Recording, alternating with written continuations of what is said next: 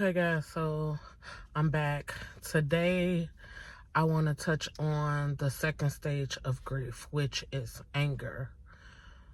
I personally, myself, I was real angry. I was angry just in general. I found myself waking up angrier each day as the time went on. And a lot of it was, I will say, misplaced anger.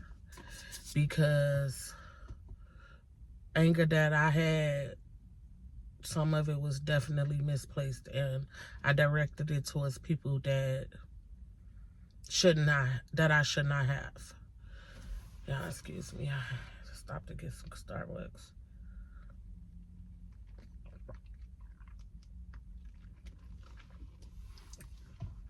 So it's like, I don't know exactly where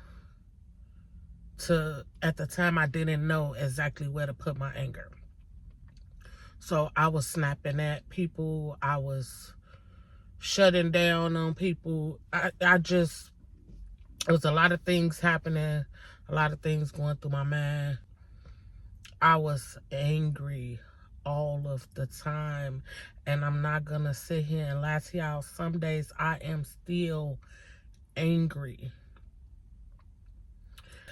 Now I'm in a better space. It's not as bad. I'm not as angry, but I have my moments when I'm still angry. And sometimes I'm angry with my brother because it's like, how did you leave me? And I just figured out something that after talking to somebody, grief is love for your loved one, your friend, your family, or whoever you are grieving. It's the love that you have for them that has nowhere to go.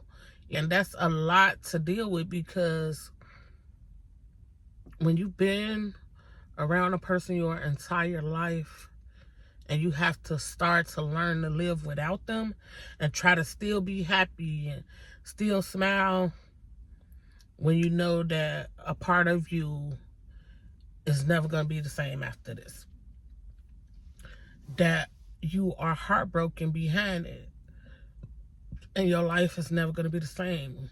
A lot of things are going to change. You're going to have to adjust, and those things make you more angry than anything.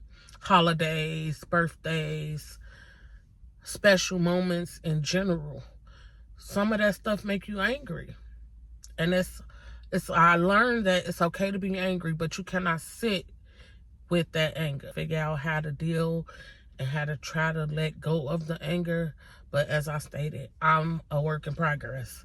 And right now I'm still dealing with the times when I'm angry about the things that have transpired over the past few years.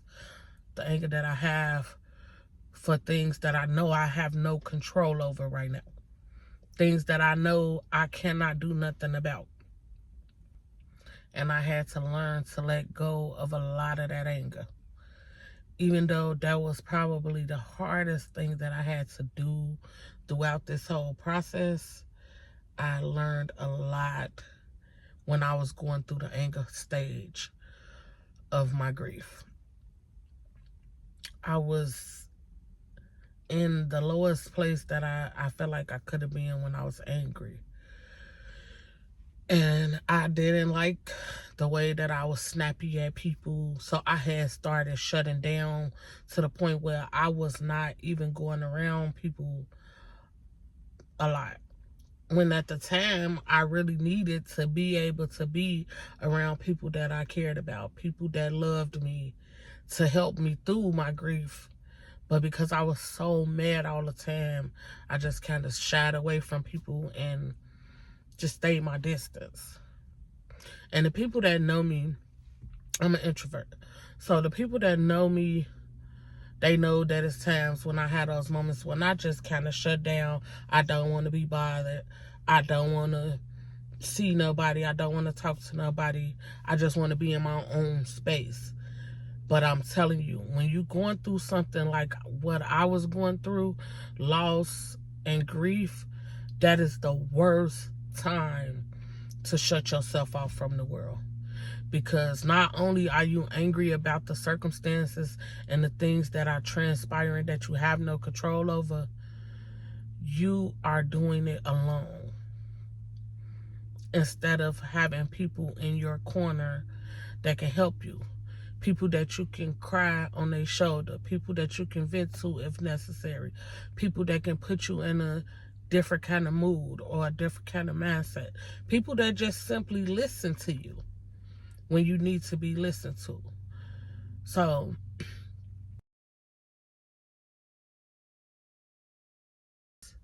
I have come to terms with the fact that we may not never get all of the answers that we're looking for, regardless of what we want.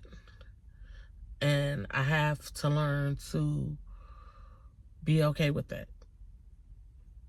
And I have learned that sometimes you may never know. You may honestly never ever get the answers to what you feel like you need, the closure you need. You may never get it. So I pray about it, and I am learning to deal and put that anger into other things, positive things, so that I can be the best me that I know how to be. And because I was struggling with that anger, I wasn't being the best me. I thank God that I am in a better space. And I pray that you all know it's okay to be angry. Just don't live in that space. Don't let that consume you so much that you drown in it, because it doesn't help you.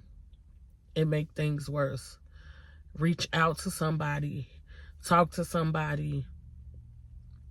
Find things to do to make yourself happy and not soak in the anger. I'm telling you, it's unhealthy.